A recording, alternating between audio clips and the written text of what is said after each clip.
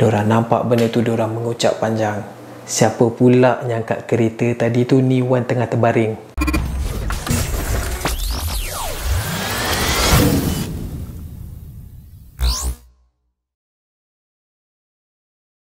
Hey guys, Assalamualaikum, welcome back to my channel. Fir Razali di sini. Siapa belum subscribe, tunggu apa lagi? Siapa dah subscribe, macam gini. Alright, dalam video baru kali ni aku nak kongsikan dengan korang satu kisah seram yang telah dikongsikan kepada aku oleh seorang member aku.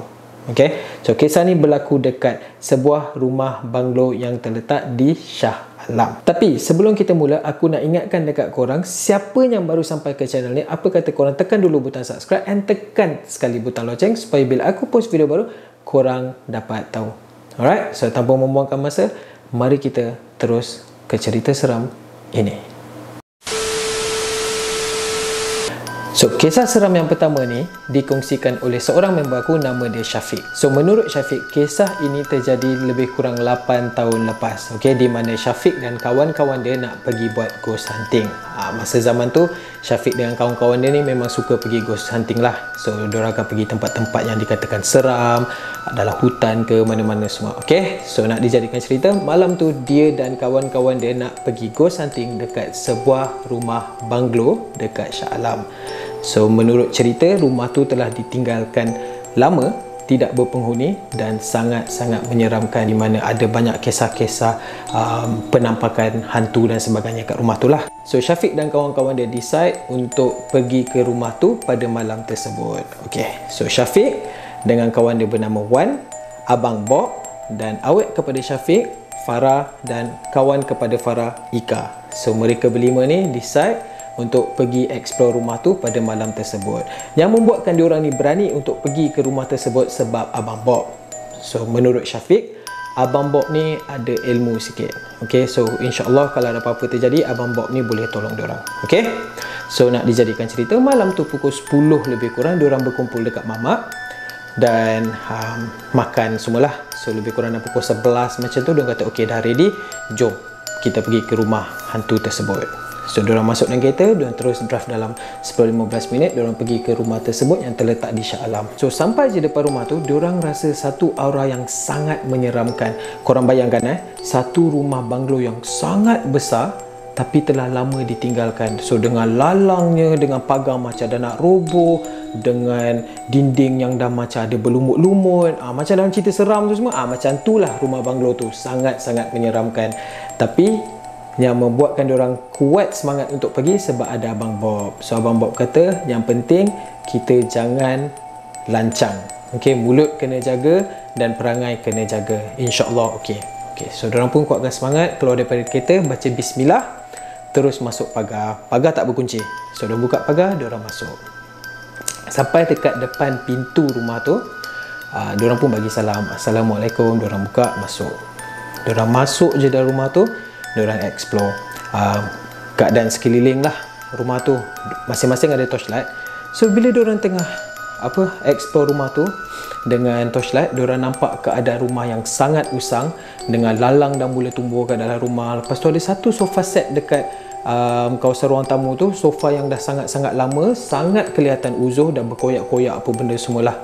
So, diorang tengok, ini Abang Bob kata ni mungkin boleh jadi pot mud pad jugalah. Okay, pot-pot penagih dadah semua, sebab tengok keadaan tu macam sangat berselerak. Tapi pernah ada orang datang kat situ sebab diorang nampak ada macam lilin dekat atas lantai. Lepas tu ada gravity, ada contengan-contengan kat dinding semualah. Tiba-tiba diorang terhidu satu bau yang sangat-sangat busuk. Korang bayangkan macam bau bangkai.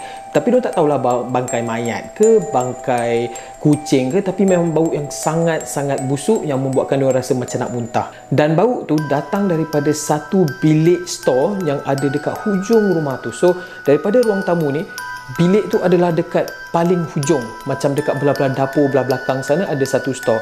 Diorang dapat rasa bau tu datang daripada bilik tu. So, diorang pun jalan-jalan, pergilah ke bilik tersebut. And masing-masing dah meremang lah nak buka pintu bilik tu. So, si Syafiq ni pun macam, Abang Bob, apa kata Abang Bob yang buka pintu ni? Abang Bob pun macam, okay. So, dia pun selawat, bismillahirrahmanirrahim, dia pun buka bilik tu. Bila dia buka pintu bilik tu, dia nampak keadaan bilik tu sangat-sangat macam hutan, dengan penuh dengan lalang. Lepas tu tingkap dekat bilik tu macam dah dipecahkan. And bau tu memang datang dari bilik tu. Tapi diorang tak nampak apa-apa, macam tak ada apa-apa bangkai kucing ke apa, memang tak ada. Tapi bau tu memang datang daripada bilik tu.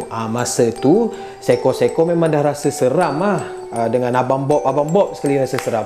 Pasal Abang Bob kata okey. Aura kat bilik ni lain macam, kita keluar. So diorang pun tutup balik pintu tu. Tiba-tiba Wan ni pula buat perangai. Dia kata tak apalah Abang Bob, saya nak try naik atas sorang-sorang. Tak ada apa ni, saya kuat. Alah, tak ada benda-benda hantu ni lah nak takutkan saya. Dia pula boleh cakap besar. Padahal Abang Bob dah cakap dah, kalau kita masuk tempat-tempat macam ni jangan cakap besar. Tapi according to Syafiq, Wan ni bukan perangai macam tu. Tapi tak tahu kenapa malam tu dia jadi lain macam tau. Tak tahulah nak show off dekat Ika, kawan si Farah ni ke, sebab Ika tu single. Tak tahu, Allahualam. Hanya Wan yang tahu kenapa perangai dia macam tu. So dia tak endahkan nasihat Abang Bob, dia pun naik sorang-sorang. So yang lain ni, 4 orang ni still stay kat bawah lah. So Abang Bob pun cakap dekat Wan, hati-hatilah naik atas tu, apa Roger. So si Wan ni pun naik atas. So dia naik je atas, ada 2 bilik sebelah kanan. So naik je tangga tu, ada bilik pertama dan bilik kedua dekat sebelah dia. Dan ada master bedroom sebelah kiri. Okay, dan depan dia ada tandas. Okay, korang boleh bayangkan kan, 2 bilik, ada tandas dan master bedroom. So Wan ni pun masuklah bilik pertama. Dia masuk, dia tengok memang keadaan bilik tu yang sangat usang, dengan tingkap bilik tu pecah. Lepas tu dengan vandalism kiri kanan, ada gravity bagai.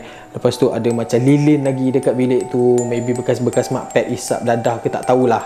Tapi dia pun keluar daripada bilik tu, dia masuk bilik kedua. Bilik kedua pun keadaan yang sama. Tapi bilik kedua ni ada satu rangka katil yang tak ada tilam, ada rangka je. Dia pun tak tahu kenapa ada rangka katil tu kat situ.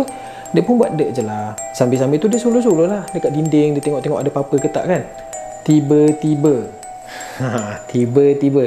dia dengar satu bunyi. Okay, bunyi seorang perempuan minta tolong. Tolong. Aku pula yang seram. Dia dengar bunyi tu datang daripada master bedroom. Okay, bilik utama dekat tingkat atas tu. Dia dengar suara tu sangat sayup, perlahan je minta tolong. So Wan ni pun buka pintu bilik tu. Dia terus pakai torchlight dia suluh ke dalam bilik tu. Dan bila dia suluh terus ke tingkap, dia nampak ada satu lembaga perempuan warna putih, rambut panjang, tengah berdiri betul-betul dekat depan tingkap bilik tu, menghadap terus tepat dekat dia. Dia nampak je lembaga tu, dia terus pengsan. So member dia yang kat bawah ni memang tak tahu apa-apa cerita lah, sebab masing-masing dekat bawah kan tengah explore lagi, tengah tengok sana sini apa benda semua. So lepas 10 minit macam tu, Abang Bob dah mula rasa lain tau. Dia cakap dengan Syafiq, member kau kat atas tu okey ke tak? Senyap je. Syafiq pun macam, agak jom lah kita tengok dia kat atas tu. So diorang 4 orang ni pun naik atas. Diorang naik je atas, diorang tak nampak mana Wan. Yang diorang nampak, semua pintu bilik dekat atas tu semua terbuka, tapi tak ada Wan. So diorang pun panggil lah, Wan. Semua cari Wan. Tak ada. Wan yang pengsan dekat depan pintu bilik utama tadi tu tak ada. Diorang tak nampak mana Wan. Lepas tu Abang Bob macam, sudah mana pergi pula member kau ni. Diorang semua dah selawat panjang. Aku pun dah meremang. Diorang pun turun bawah. So Abang Bob pun cakap, ni tak boleh jadi ni, nilai macam ni. Jom turun, kita keluar.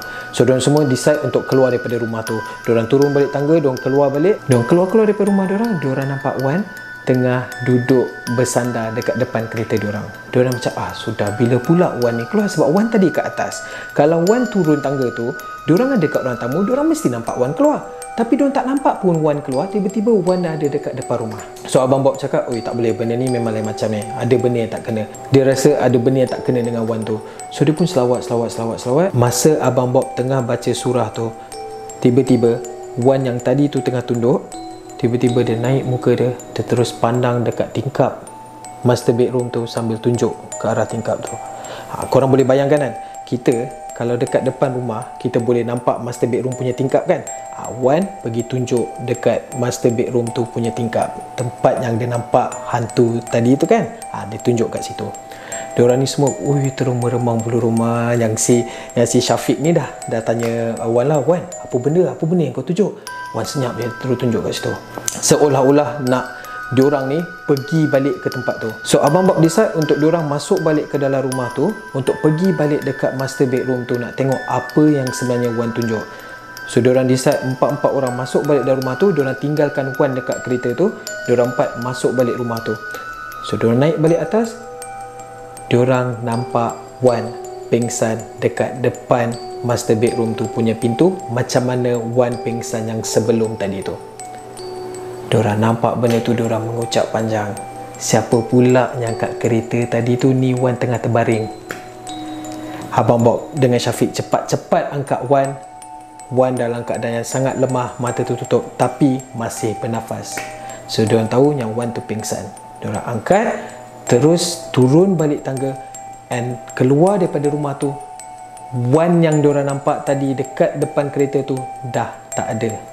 Masing-masing terus angkat Wan yang sebenar ni tadi, masuk balik dalam kereta and diorang terus drive balik ke rumah Abang Bob. Abang Bob terus buka surah Yasin. Dia ada CD, dia masukkan CD, dia buka surah Yasin dan sambil-sambil tu dia baca segala doa-doa yang dia tahu. Wan masa tu memang tak ada respon, senyap terbaring. So diorang terus balik ke rumah Abang Bob. So sampai dekat rumah Abang Bob pun sembuhkan Wan. Tapi ambil masa jugalah untuk disembuhkan Wan. Akhirnya Wan kembali pulih dan Wan sedar semula. So Wan sedar-sedar je, dia cerita balik dekat diorang ni semua apa yang terjadi dekat dia. Yang dia ingat masa dia buka pintu bilik utama tu, dia nampak ada satu lembaga tengah tengok dia and dia terus pingsan. Lepas tu dia tak ingat apa-apa. Dia celik je mata, dia dah dekat rumah Abang Bob. Itu je yang dia ingat. Hui, seram weh cerita ni. So tu je lah untuk video kali ni. Aku harap korang suka and jangan lupa tekan butang like and tekan butang share supaya lebih ramai boleh tengok video ni. And jangan lupa siapa belum subscribe, tekan butang subscribe and tekan sekali butang loceng supaya bila aku post video baru korang dapat tahu. Jumpa lagi dalam video seram yang seterusnya. Assalamualaikum.